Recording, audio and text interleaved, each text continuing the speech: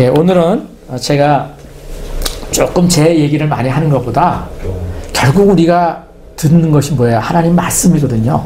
제가 이제 요즘은 성경 통독을 좀 하고 있습니다. 이렇게 이제 여러분에게도 이제 좀 원하시는 분이 할 수 있도록 제가 소개를 할 텐데, 이제 차트가 있고 그 차트를 따라서 이제 계속 읽으면 3개월, 90일 만에 신구약을 다 이렇게 읽을 수가 있어요. 근데 이거를 그냥 소리 내서 읽는 것도 아니라 이렇게 듣기도 하고 녹음되어 있는 것이 있어요. 요즘은 뭐 그런 것들이 너무 잘 돼 있어서 그런 것들을 제가 이제 지지난주인가요?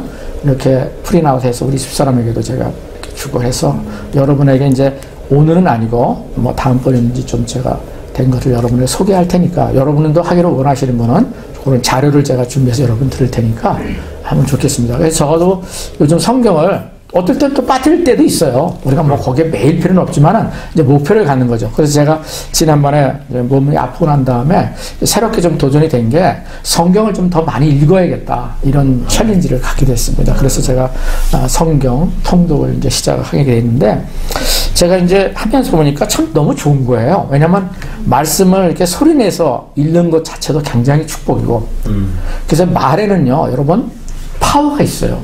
네.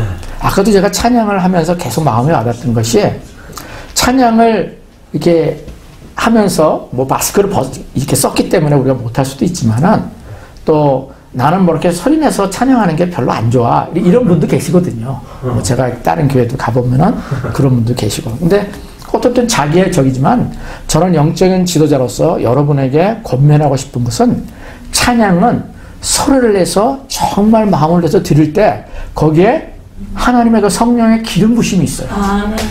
그래서 우리 타드 형제는 여기 앞에 와가지고 뭐 본인이 조용하게 하고 싶든 뭐 마스크를 쓰고서 소리를 안 내고 싶고 하든지 간에 관계없이 여기 나오면은 소리를 내서 하잖아요. 그러니까 그 소리를 내서 찬양하는 것이 뭐예요?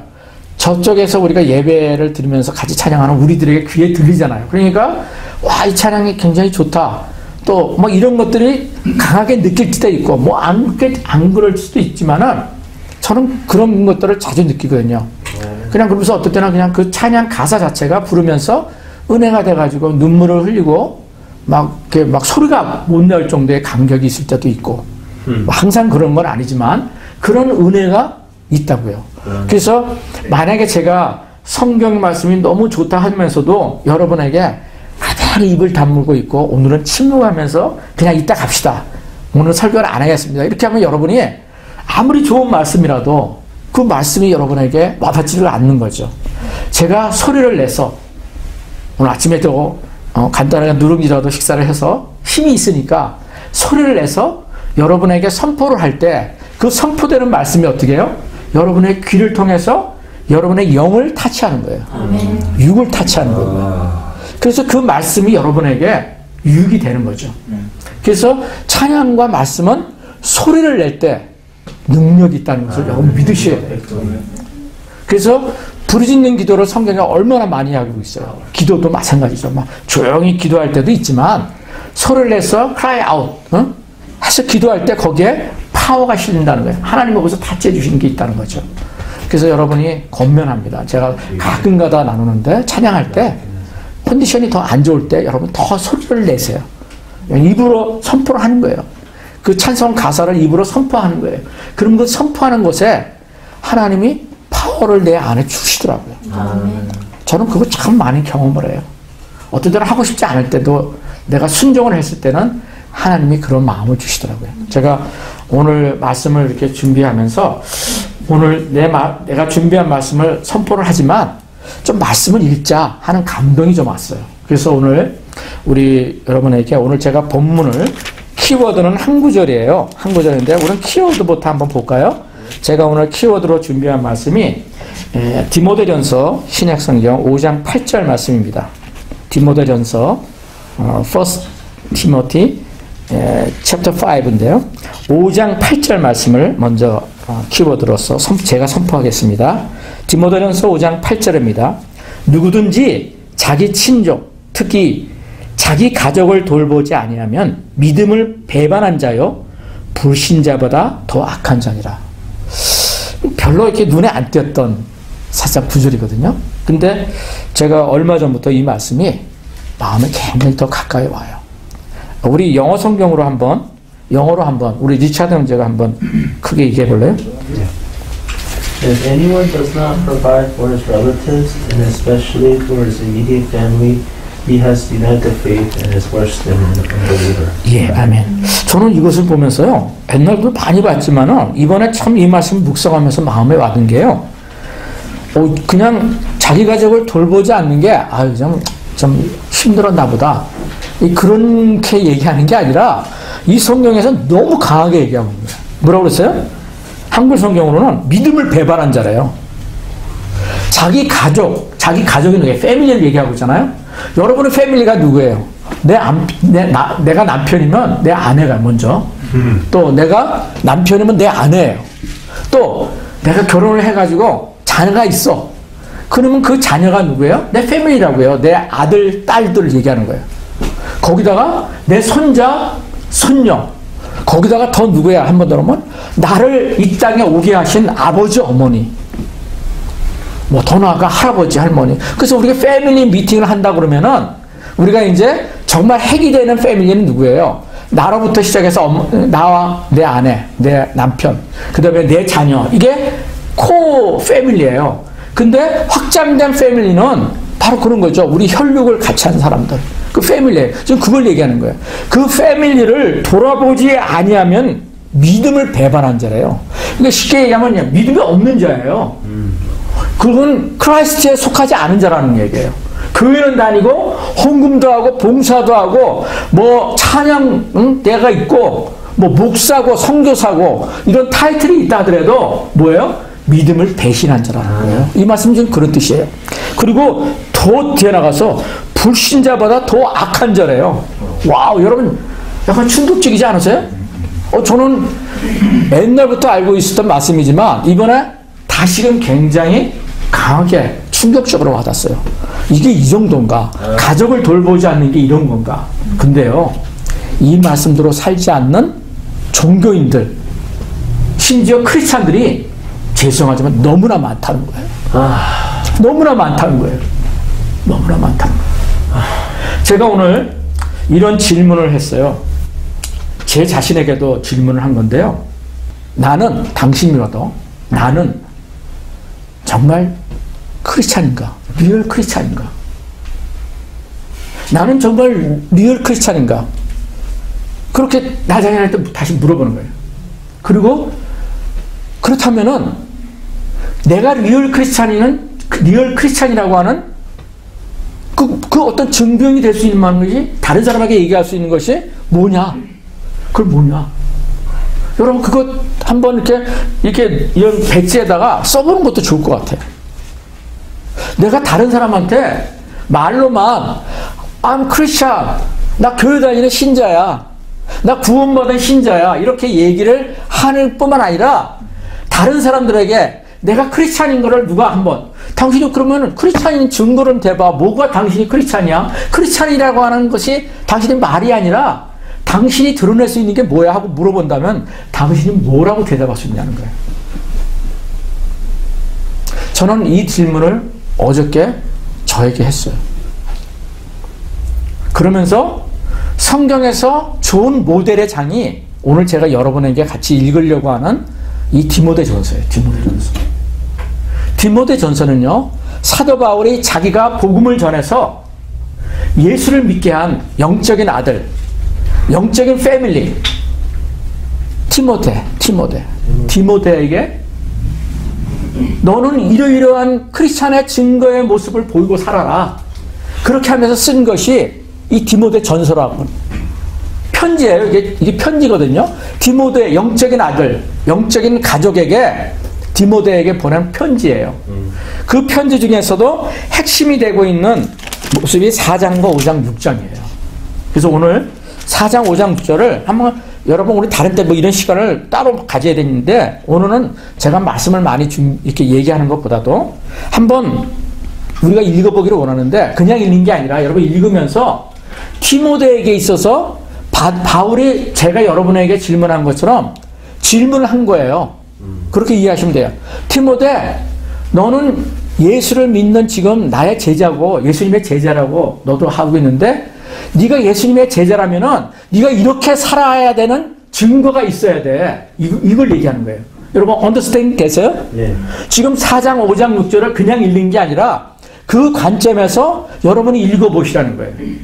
그리고 여러분이 제가 여기서 오늘 다 얘기를 하지도 않을 거죠. 그리고 여러분이 한번 생각해보세요. 나는 이 디모데, 사도 바울이 디모데에게 준 그 질문과 그 답을 지금 주시는 말씀이라고 했는데 그러면 나는 이 말씀 중에서 디모데가 받은 말씀 중에서 나에게 해당되고 내가 다른 사람들에게 내가 크리스찬이라고 하는 것을 얘기할 수 있는 영역은 뭐가 있는가를 한번 찾아보시는 거예요. 그냥 있으면은 잘 모르겠잖아요. 그게 뭐지? 내가 뭐가 있는 거지? 모를 수 있어요. 근데 그 영역을 이제 길게 아주 구체적으로 성경에서 그거를 보여주고 있다는 거예요. 자, 그러면은 우리 4장을 한번 읽는데요. 성경 다 있으시니까 우리 5구절씩 한 번씩 돌아가면서 읽기를 원합니다. 네, 수고하셨어요. 찾고 있었어요. 대학교에서 준비하고 있었어. 아, 재밌다. 이렇게 또 성경을 읽는 것도 내가 지금 잠깐 우리 3장을 읽었는데 상당히 저는 기회가 좀 돼 있으면은 어디 이렇게 좀 워캠프 같은데 이렇게 어디 산장이나 이런 데 가가지고 성경 읽기를 한번 했으면 좋겠습니다. 그런 시간이 있습니다. 좀 생각입니다. 앞으로 이제 그런 기회가 하나 있으면. 제가 4장, 5장, 6장 여러분 집에 가셔서 오늘 저녁에 한번 다시 한번 읽어보세요. 오늘 말씀을 들으시고요. 오늘 제가 이 말씀을 가지고 이제 제목을 이렇게 제가 준비해 봤는데 이런 제목을 잡아봤어요. 깨어진, 그러니까 화목한 가정의 열매 vs 대 그것과 깨어진 가정의 열매 이 두 거를 좀 대비를 시키면서 묵상을 했습니다. 뭐라고요? 화목한 가정의 열매. 그냥 듣기도 좋죠? 화목한 가정은 열매가 분명히 뭔가 있을 거예요. 또 반대로 화목하지 않고 깨어졌어. broken family. 그런 가정의 열매가 또한 있다는 거예요. 그것을 성경에서 너무나 선명하게 보여주고 있어요. 그런데 성경 아니고요.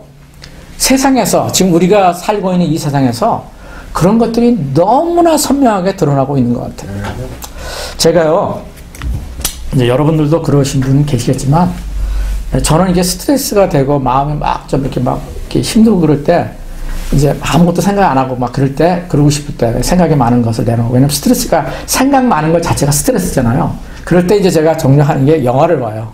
넷플릭스 같은 거 이제 저기 해가지고 넷플릭스 영화를 이렇게 또 보면은 어떤 거는 이제 막 눈물을 옛날에는 뭐 이렇게 멜로 영화 이런 것도 이렇게 봤지만 요즘은 그런 영화를 별로 안 좋아하고 그냥 한 번에 딱 하고서 끝나고 이제 내가 생각을 잊어버릴 수 있는 거 그런 스릴러 영화라든가 뭐 이런 것들을 스파이 뭐 이렇게 첩보 영화 뭐 마이너리티 리포트인가 뭐 이런 마이너리티 리포트 이런 영화들.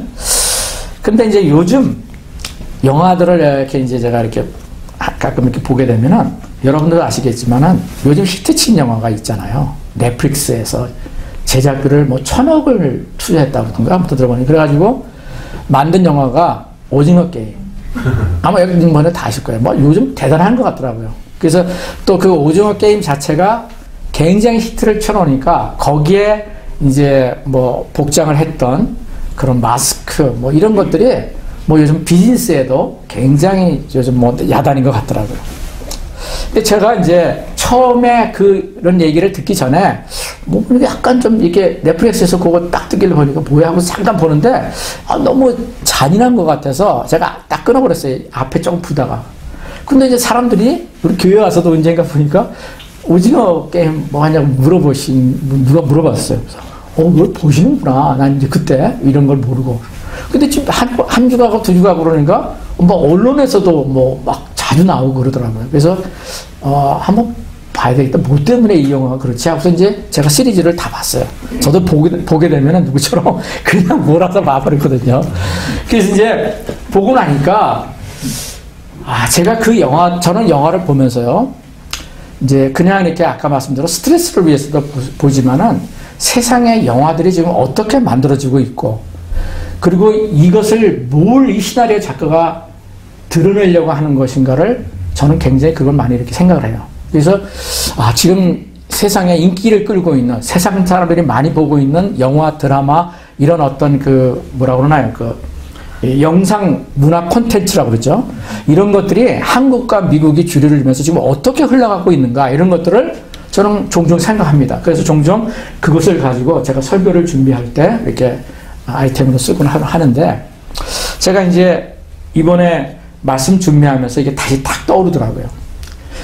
세상 사람들이 왜 이 오징어 게임에, 이게 뭐 한국과 미국뿐 아니라 90개국 이상에서 이 콘텐츠가, 오징어 게임이라는 콘텐츠가 히트를 쳤대요. 근데 왜 이것을 보는가? 물론 이제 한국 문화, 새로운 우리만 알고 있는 그 게임을 다마치기, 구슬치기, 그다음에 설탕으로 녹여가지고 하는 거, 뽑기, 이런 거. 상당히 우리는 친숙하지만 아마 모르는 다른 나라 사람들의 그 컬처를 보면은 좀 신기할 수도 있겠다. 근데 과연 그것만 가지고 그럴까? 이게 아니라는 거죠. 그래서 저는 이 영화를 보면서 마음이 굉장히 아픈 게 있었어요. 영화 속에서 나오는 그런 것, 가치관이나 이런 것은 물론 오락으로 만들 수도 있기 때문에 그건 제가 이해를 한다고 쳐도, 지금 현재 오징어 게임만 아니라 한국에서 제작되는 영화들의 많은 부분들이요, 특별히 저는 미국이나 이런 것보다도 더 한국이 더 심한 것 같아. 그런 걸 더 많이 제가 보기 때문에 그런지 몰라도 기독교에 대한 폄하가 굉장히 심하다는 거죠. 기독교에 대한. 근데 이것이 저는 이제 기독교 안에서 목사님들이나 많은 것들이 이제 비평을 해요. 이 오징어 게임도 굉장히 많은 글들이 올라와 있더라고요. 제가 인터넷을 서치를 해보니까 기독교 안에서 목사님들, 또 칼럼니스트들, 이제 크리스찬들이죠. 이 영화에 대해서 굉장히 많은 말들이 있는 거예요.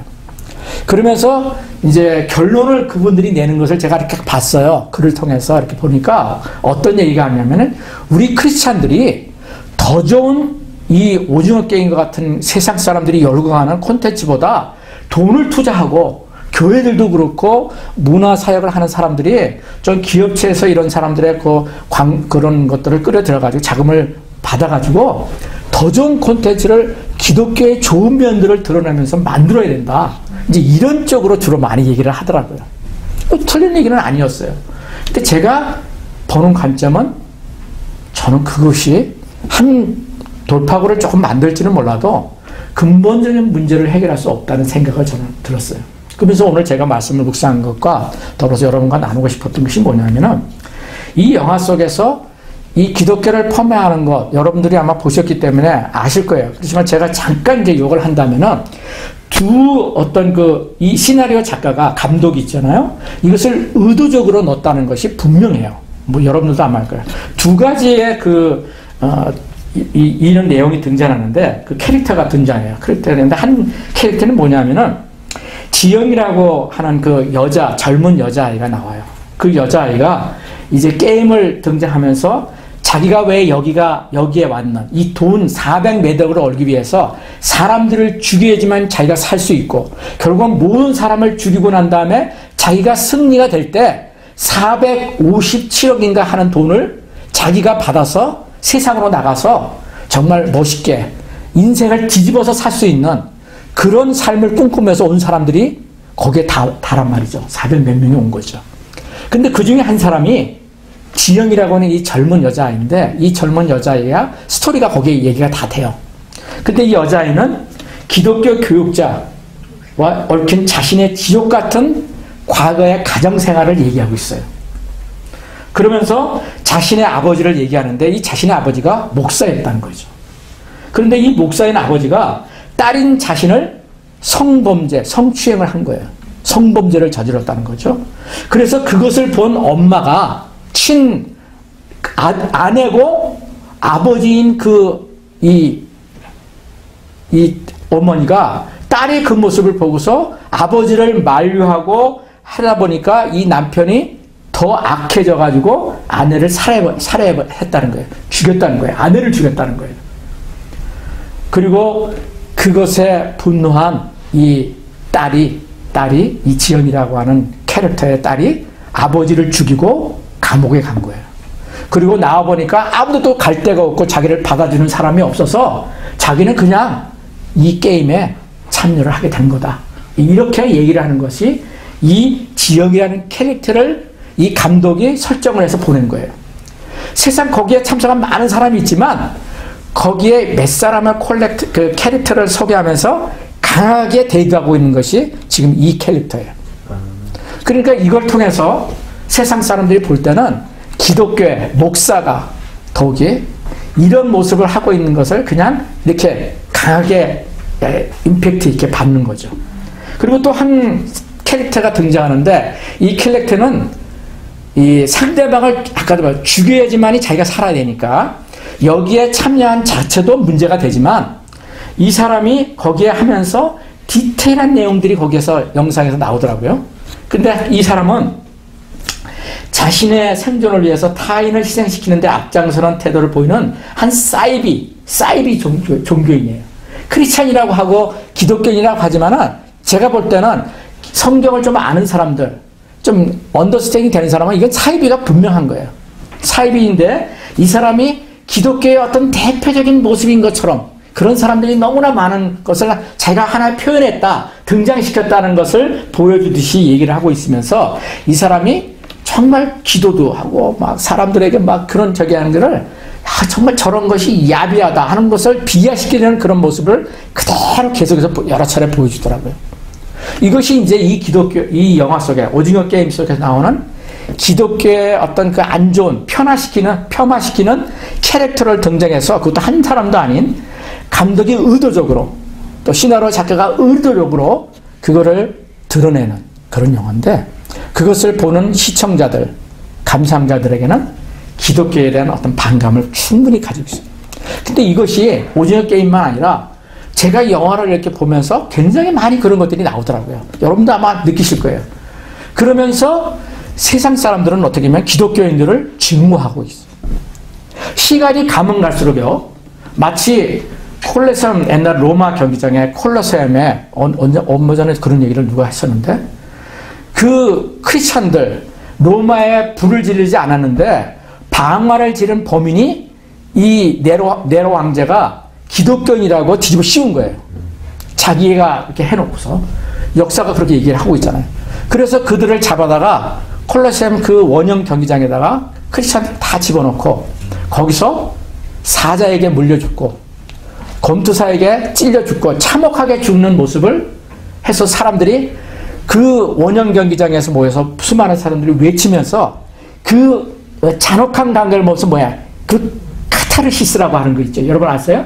그 카타르시스라는 것이 그리스 로마 신화인 히포크라테스, 그러니까 그 제가 이름이 갑자기 생각나는데 그 사람이 쓴 책에 나오는 그 단어이고 히라버에서 나오는 단어인데 이 카타르시스는 자기가 어떤 분노, 또 낭망, 실망, 우울한 감정 이런 것이 있을 때 그런 모습을 보면서 순간적인 기쁨을 출토해내는 거예요. 그게 카타르시스라고 그래요. 그래서 그런 영화를 보고 그런 장면을 보면서 카타르시스를 느끼는 거예요. 그래서 지금 이제는 허리우드에서 만드는 영화가 아니라 이제는 넷플릭스가 온라인 시대 때 이제는 고인으로 등장을 한 거죠. 엄청난 돈을 통해서 그런 영화들을 만들어내는 그런 시대 여러분이 아실 거예요. 근데 그 영화 속에서 사람들이 점점점 잔혹하고 폭력적이고 이런 것들이 계속 등장해요. 왜냐하면 점점점 더 할 거라고요. 왜냐하면 사람들이 거기서 아까 말씀대로 카타르시스를 느끼는 거예요. 자기가 하지 못하는 것을 대리 충족시키면서 거기서 카타르시스를 느끼니까 그거를 알고 있는 작가들과 감독들이 더 그런 것들을 만들어내는 거예요. 아마 더 가면 더 할 거예요. 앞으로 가면 더 잔인하고 더 사람들에게 선정적이고 그렇게 간다고요. 시대가 가면 갈수록. 그러면서 여기에 끼어들기로 하고 있는 것이 뭐예요? 기독교를 폄하시키고 그거를 사람들로 하여금 증오하게 만드는 거예요. 그래서 아까 말씀 원형 경기장에서 크리스찬들을 그렇게 사람들을 증오하게 해서 그들이 죽는 모습을 보면서 카타르시스를 느끼게 했던 그 모습과 같이 오늘날 마지막 때가 되면서 기독교인들을 그렇게 몰아가고 있는 거예요. 그런데요, 기독교인들은 그런 가정 파괴범들이 아니에요. 정말 주님을 알고 들어온 사람들은요, 성령을 정말 믿는 사람들은 전혀 반대의 모습을 가지고, 특별히 저와 같이 선교사의 삶을 살고 있는 옛날에 그런 분들은 자기의 모든 것을 바쳐서 예수님이 하나님의 그 아들, 하늘에 계신 그 존귀한 자이면서도 불구하고 이 땅에 있는 그 악한 자들, 그런 데서 카타르시스를 느끼면서 그것을 더 잔악하게 느끼는 그런 우리 죄인된 인간들을 구원하기 위해서 육신을 입고 이 땅에 오신 게 십자가 사건이잖아요. 그리고 그분은 자신이 그렇게 보였을 뿐만 아니라 원수들까지도 사랑하고, 오늘 이 디모데 4장과 5장과 6장에서 여러분 디테일하게 한번 묵상해 보세요. 한결같이 나오고 있는 것은 뭐예요? 자기를 희생하고 자기 물질을 다른 사람을 위해서 나눠주고 대접하고 사랑하고, 그리고 오늘 이 키워드를 말씀하시는 거예요. 저는 이 말씀이 다시금 충격적으로 와닿다고, 나는 그렇게 하지 못하는 것들이 깨닫게 되는 거예요. 내가 목사고 선교사였지만, 응? 아까 그 오징어 게임 속에 그 기독교를 편하기 위해서 나온 그 지영이의 아버지가 목사면서도 자기 아내를 죽이고 자기의 딸을 성범죄시키는 그런 악한 자로서 하면서도 자기는, 그런 사건이 세상에 정말 많거든요. 이게 영화 속의 얘기만 아니에요. 이게 영화를 왜 이렇게 내느냐? 우리가 항의할 수가 없어요. 왜? 그런 사건들이 있거든요. 세상의 뉴스의 시대들마다 얼마나 많아요. 어? 기독교인이, 목사가, 선교사가, 장로가 그 비즈니스를 하면서 사람들에게 교회에 와서는 나이스하게 하고 막 번 돈을 가지고 막 헌금을 엄청나게 하고 봉사를 그렇게 열심히 하면서도 자기의 비즈니스 사업에 가서는 사람들을 착취하는 거예요. 그런 사업자들 너무나 많아요. 이 미국에서 제가 너무 많이 들었어요. 물론 그렇지 않은 사람이 더 많죠, 당연히.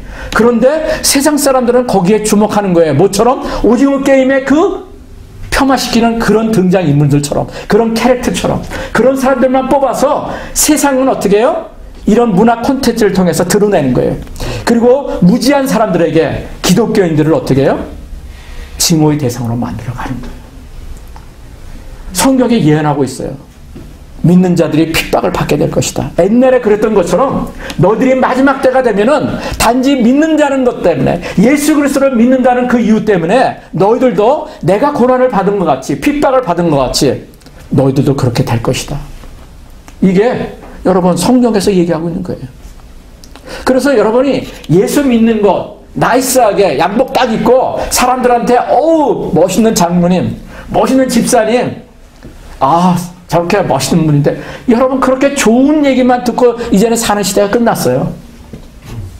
그렇게 대접받는, 목사가 대접받고 선교사가 대접받는 시대가 저는 이제는 끝났다고 봐요. 물론 그런 분들이 있죠. 너무 감사하죠. 앞으로도 그런 분들이 있을 거예요. 좋게 그런 분들을 존경하고 더 섬기고 하는 분들이 분명히 있다고요. 그러나 세상의 많은 주리의 그런 흐름은 그런 사람들을 증오할 거예요. 그런 사람의 안 좋은 것들, 세상에 단점 없는 사람이 어디 있습니까? 뭐 들춰내면은 안 드러나는 게 없다고 그러잖아요. 근데 세상은 이제 쉴 새 없이 크리스찬들에게, 영적인 지도자들을 통해서 그 약점과 그 거짓된 것들을 다 끄집어내가지고 세상 만방에 다 드러낼 거예요. 그러면서 세상 사람들은 그 사람들을 증오할 거라고요. 기독교 하면은 나는 그 근처도 가고 싶지 않아. 세상에 안 믿는 자들이 더 착해, 더 법을 잘 지켜, 더 사람들을 사랑해, 이렇게 나갔다고요.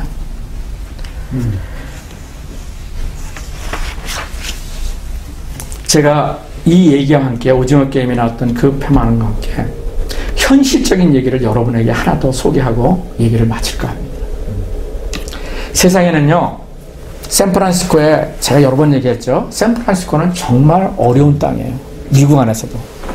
가장 많은 사탄주의자가 거기에 50% 있고요. 그러니까 사단을 섬기는 50%들이에요. 그리고 거기에는 우리가 뭐 사람들은 그렇게 하지만 동성연애의 산지. 제가 이번에 그 리콜 선거한 뉴섬 리콜 선거의 결과를 보고 제가 설마 이렇게까지 생각했는데 결과를 보고 너무 깜짝 놀랐어요.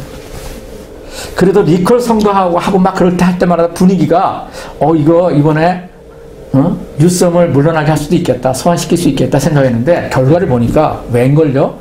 100만 표가 아니라 150만 표가 넘는 표가 뉴스홈을 오히려 지지하게 해가지고 거기서 소환 얘기를 다시 거기서 언급할 수도 없는 상황으로 딱 결과가 나왔더라고요. 근데 그 지지하는 사람들의 대부분이 지역적으로 보니까 샌프란시스코 지역이에요. 노던 캘리포니아 쪽.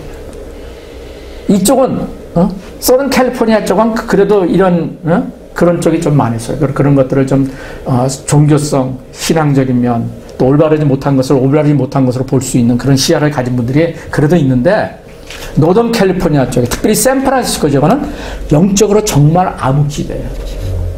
암흑지. 저는 그걸 알아요. 제가 목사로서. 왜? 거기에 보면은 안 좋은 것들은 다 있거든요. 여러분이 이번에 있을 그 폭력적인 것, 그 BLM 같은 것, 또 어디에 포틀랜드 이런 데잖아요. 산지잖아요. 그런데 거기서 몰표를 쏟아져 주는 거예요. 돈을 막 밀어주는 거예요.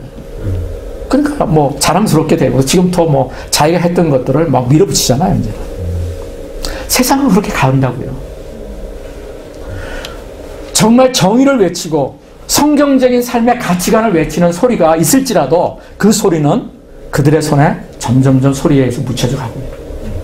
근데 그거는요, 성경에서 이미 예언된 거예요. 사람들이 더 악해진다는 거죠. 악을 선하다고 얘기를 하는 시대가 도래할 거라고 얘기했는데 이미 도래했어요. 작년에 제가 심각하게 그것을 경험했어요. 빅테크, 언론, 말도 안 되는 것을 실제적으로 말이 되게끔 하는 거로 전부 다 만들어내더라고요. 물론 올바른 것을 얘기하는 것도 있어요. 그러나 제가 보는 시야에서는 과거에 없었던 그런 일들이 많이 일어나더라고요. 근데 점점 더 할 거예요. 거기에 아까 말씀드린 크리스찬들의 이 편화받는 모습들은 더 많이 문화 콘텐츠를 통해서, 여론을 통해서, 법을 통해서 더 많이 드러날 거라고요. 여러분 각오하셔야 돼요. 백신? 여러분 백신은 아무것도 아니에요. 제가 여러분을 겁주는 게 아니라 미래를 보고 간다는 거예요. 그러면서 여러분과 제가 준비해야 될 건 뭐예요? 싸워야 되는 파이팅 스피릿, 그게 아니고요. 하나님과 끝까지 동행하는 거예요. 아멘. 하나님 말씀을 정말 신뢰하는 그 가치관, 그 크리스찬 밸류, 그 크리스찬 밸류는 어디서 나와요? 바이블에서 나오는 거예요. 성경 외에는 없어요. 사람의 소리, 아무리 유명한 목사의 얘기를 할 때, 설교를 할지라도 그거 아니에요. 그것은 가짜일 수 있어요. 아멘. 양의 탈을 쓴 늑대가 너무 나이스하게 성경 말씀을 인용하면서 얘기할지라도 그게 가짜가 될 수 있다는 거예요. 제가 지금 세상이 어떻게 흘러가고 있는가, 이것은 아주 극소수의 악한 자들에 의해서 모든 것들이 제정되고 있고 그 물결을 만들어서 흘러가고 있어요. 그 대표적인 예를 제가 하나 소개하고 싶은 거예요. 여러분, 앨리스 베일이라고 하는 미국, 우리가 살고 있는 미국의 여자예요. 돌아가신 분이에요. 1880년에 태어나서 1949년, 한국에 6.25 동란이 있기 바로 전에 1949년에 사망하신 분인데, 이분이 69세를 살았어요. 근데 이 앨리스 베일이라고 하는 여자는 작가이면서 굉장히 탁월한 교사였어요. 그리고 책을 너무 많이 썼어요. 근데 탁월한 거예요. 사진도 이쁘장하게 생겼어요. 근데 이 여자가 사단 숭배자고 오늘날 뉴 에이지, 여러분 저기 우리 대부분 여기에 우리 그 어디죠? 2020년인가 작년인가 우리 거기 붉은 땅 어디야, 그게 영기가 있는 세도나 갔었잖아요. 여러분 기억나세요? 세도나에 우리가 어디 갔는데 거기에 뉴 에이지의 그 본부 같은 건물이 거기 있었어요. 제가 그 옛날에도 가서 본 적이 있었고, 거기 가서 제가 뭐 개인적으로 나름대로 이렇게 생각도 하고 목사님도 하면서 기도도 했던 데가 있었는데, 그 뉴에이지 운동이 이 여자의 기초를, 이 뉴에이지 운동, 뉴에이지 무브먼트의 베이직의 모든 이론들, 이런 것들을 쌓은 여자가 이 바로 앨리스 베일이라고 하는 여자예요. 근데 이 여자가요, 그것만 한 게 아니라 뭘 하냐면은, 이 여자가 죽기 전에 사회 각 분야에서, 여러분 잘 들으세요. 미국이면은 미국 사회 각 분야에서 하나님을 추방하는 10가지 플랜이라고 하는 책을 만들고서 죽었어요. 그래서 뉴에이지의 문제에 파운데이션의 역할을 했을 뿐만 아니라 이 사람이 사단주의자로서 하나님을 출방하는 이런 유명한 책을 써가지고 이 책을 통해서 지금 수많은 사회 속에서 각계각층에서 영향을 받은 거예요. 그것이 지금 다 지금 이제 열매를 거두고 있는 거예요. 악한 열매들이. 근데요, 제가 이 얘기를 소개하면서 여러분에게 들려주고 싶은 것이 이런 이론이나 이런 것을 여러분에게 알려드린 게 아니라 이 여자의 히스토리를 좀 제가 이 스타디를 해봤어요. 도대체 이 여자가 어떤 여자인길래 이런 삶을 살다가 악하게 살다가 악한 열매를 이 세상에 모두 뿌려버리고 미국에 뿌렸다는 것은 이분이 영국 사람인데 미국으로 이민을 왔어요. 남편이 결혼해서. 근데 이 여자가 가정이요 상당히 문제가 많은 거죠. 어렸을 때부터 부잣집에 있는데도 불구하고 이 여자가 어린 시절 삶에 보람을 찾지 못하고 불행한 시절을 보냈어요. 5살, 11살, 15살 때 3번에 걸쳐서 자살을 기도했지만 죽지를 못했어요. 이후 1895년 6월 30일 베일리가 15살 되던 해에 유럽식 의복을 입고 터번을 쓴 큰 남자인 그런 사람을 이 환상 가운데 봤는데 이 집안은 청교도 굉장히 신앙이 깊은 사람들이었대요. 이게 굉장히 우리에게 샥을 주는 거예요. 청교도 신앙 집안이었다는 거예요. 그런데 이 여자는 어느 날 형편없이 어려운, 제가 디테일한 것은 잘 모르겠어요. 어떤 부자 생활도 유복하고 그러는데 어떻게 하길래 이렇게 어린 시절에 힘든 삶을 살았단 말인가. 근데 거기에는 굉장히 많은 이유가 있겠죠. 우리가 모르는 것들도.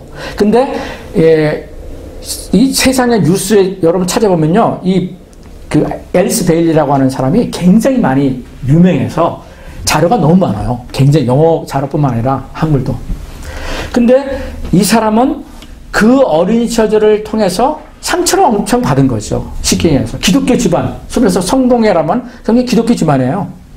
그런 집안에서 사는 사람이 어느 날 환상 가운데서 예수 그리스도, 자기가 생각하기에 예수 그리스도 같은 사람을 환상 가운데서 만난 거예요. 근데 이제 나중에 이제 자기가 나이를 먹고 보니까 예수 그리스도가 아니라 뭐 그 티벳에 있는 어떤 뭐 이렇게 좀 이렇게 뭐라고 그러나요? 고수 뭐 이런 사람들을 환상 가운데 만난 거예요. 그리고 그런 영향을 받으면서 이 사람이 이제 그때서부터 기독교의 관계는 전혀 관계없는 엉뚱한 길을 가게 됐는데, 이게 이제 소위 말해서 모든 신은 다 종교들마다 다 있다. 이게 그잖아요. 종교 다원론. 그러면서 이 사람이 그런 얘기를 했어요. 이 여자는 뉴에이지 운동의 핵심을 아까 말씀했던 뿐만 아니라 30살이 넘어서부터 그가 엄청난, 굉장히 지식이 많은 거, 똑똑한 여자인 거예요. 이게 IQ라든가 이런 것이 보통의 사람이 아닌 거죠. 그러면서 그가 반평생 동안 점성술, 영성술, 그 다음에 명상, 또 이런 어떤 그 별자리를 연구하면서 이 책을 엄청나게 많이 썼어요. 그러면서 그 책을 본 사람들이 여기에 빠져들기 시작했던 거죠. 굉장히 많은 사람들이. 그러면서 그 사람들이 각계각층에 파고 들어가지고 모든 면에 파급 효과를 준 게 오늘 미국이 된 거예요. 쉽게 해서. 이제 여러 사람도 있겠지만 이 여자가 대표적인 그런 인물이 됐다는 거예요. 그래서 이 사람이 어린 시절에 그런 불행한 시절을 보냈을 뿐만 아니라 결혼 생활도 깨어진 가정 가운데 지냈었어요.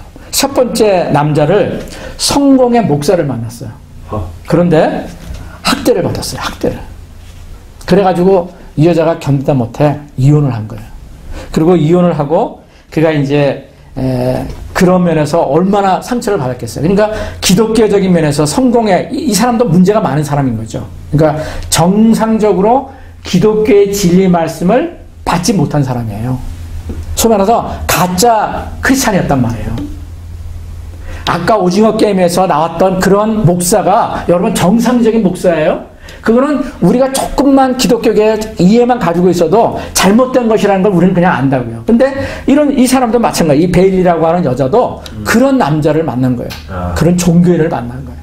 그러면서 상처를 받고 기독교에 어떻게 완전히 이제 반감을 갖게 된 거죠. 그리고 그 영에 악한 영이 들어온 거예요. 사단주의자들이 되게 그렇듯이 사단주의자들이 그냥 되는 거 아니에요. 그들이 영적으로 엄청난 걸 체험을 해요. 악한 영, 사단으로부터 능력도 받고요. 그런 영적인 그런 체험을 통해서 거기에 빠져들기 시작한 거죠. 이 여자가 대표적인 모습이에요.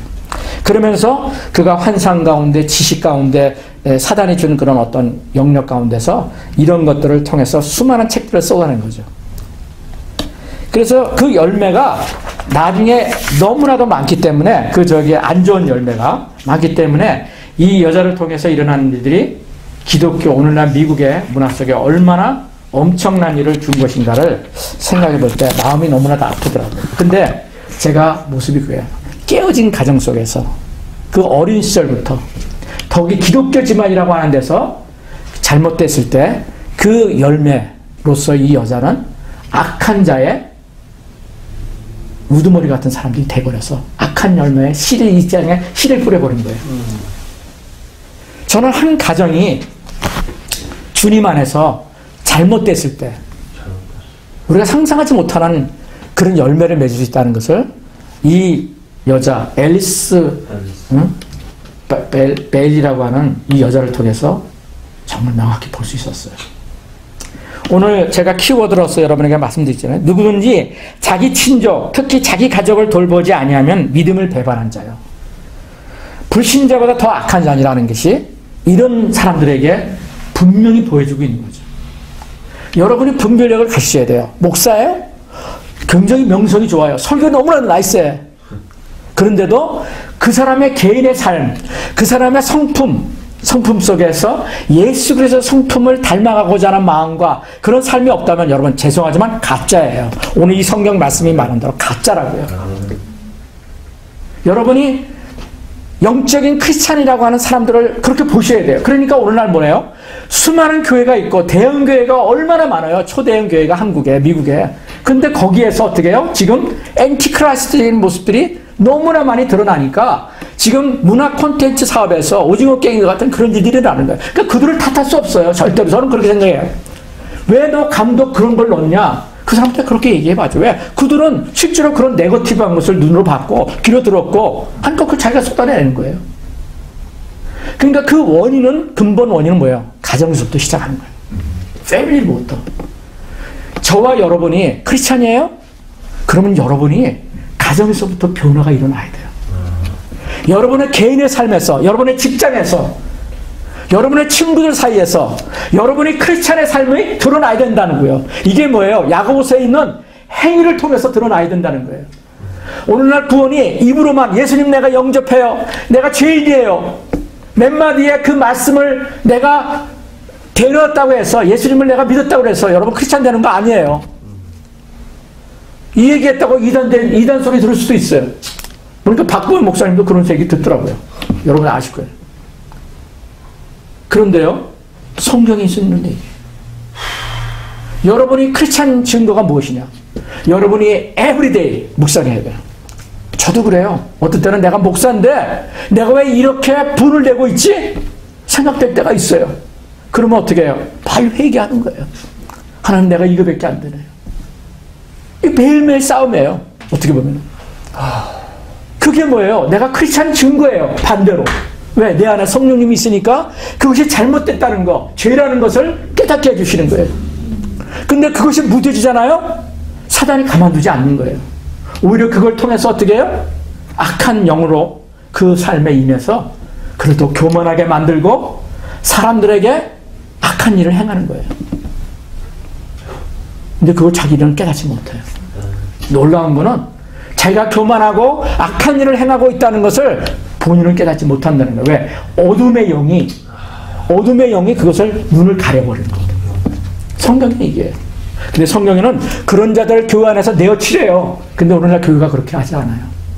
그래서 양적인 성장만 교회는 몇천 명, 몇만 명 모이면은 그냥 좋은 교회고, 교인들도 착각을 해요. 설교 잘하는 목사 교회, 많은 교인들이 있는 교회 다니면은 자기도 좋은 교인이 된 것 같이 착각을 하는 것 같아요.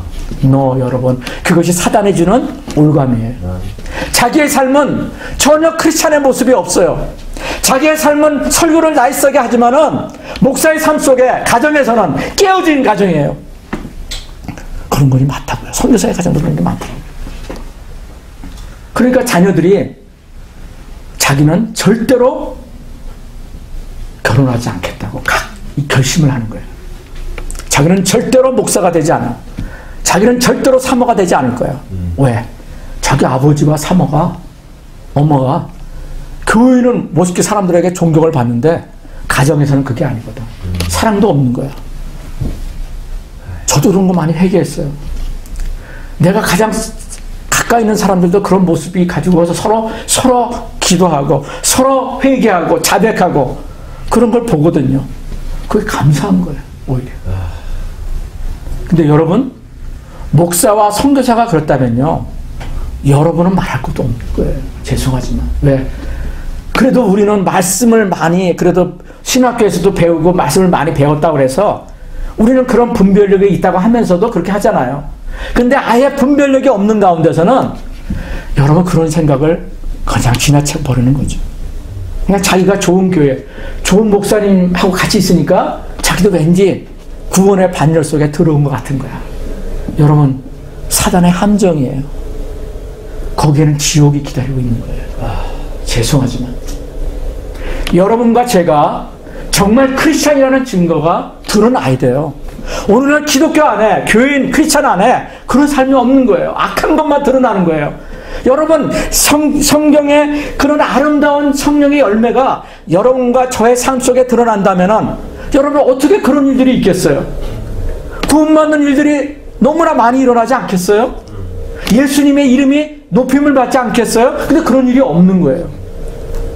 교회 안에서는 똘똘 뭉치는데 밖에 나가면은 세상 사람보다 더 악하고 더 사기치고 더 거짓말 잘하고 더 돈을 사랑하고 어떤 수단과 방법을 통해서도 내 비즈니스가 돈을 벌어서 세상에 잘 먹고 잘 사고 그래서 내 자손 대대까지 물려주기를 원하는 것이 여러분 안 믿는 사람이 아니라 믿는 사람의 가정 속에 있다면 여러분은 하나님 보시기에 얼마나 악하겠어요.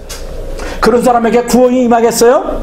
여러분 아니에요. 거기는 구원이 없어요. 사단의 눈가림만 있는 거예요. 그러니까 세상은 콜로시엄 경기장에 크리스찬들을 몰아넣고자 하는 거예요.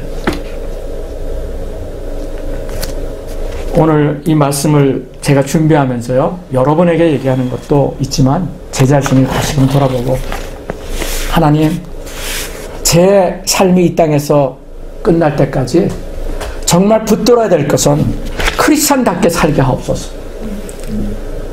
크리스찬이라는 이름 여러분 몇 번 나눴잖아요. 크리스찬이 뭐라고 그랬어요? 예수님께 속한 자예요. 예수님처럼 살 길을 자기가 결단하고 닮아가기를 사모하는 자들 속에 속한 자들이에요. 그리스도를 닮는 자들이라고요. 그리스도의 성품이 그 속에 있는 자들이에요. 그래서 갈망하는 자들이에요. 그럴 때 그 사람이 크리스찬인 거예요. 아니면 크리스찬 아니에요. 넌 크리스찬이에요. 심지어 오늘 말씀 그러잖아요. 디모데전서 5장 8절 여러분 기억하세요. 내 아내를 내가 사랑하지 못하고 내 남편을 예수 믿지 않는 사람보다 더 사랑하지 못하고 좋은 말을 건네지 못하고 끌어안지 못하고 나그네를 내 돈을 물질을 풀어서 나눠주고 배고픈 자에게 섬기고 이런 물질을 나누는 삶이 없다면 세상 사람보다 더 악한 자예요. 거기에는 구원이 없어요. 여러분 죄송하지만 없어요. 어떤 목사가 어떤 교단에서 그것을 위로하며 실수라고 얘기하면서 구원은 있다고 얘기할지라도 저는 구원이 없다고 믿어요. 왜? 그 안에 성령님이 있다면 그렇지 않거든요. 그런 열매가 없다더라도 거기에 일어나는 건 최대한 회개가 일어나는 거예요.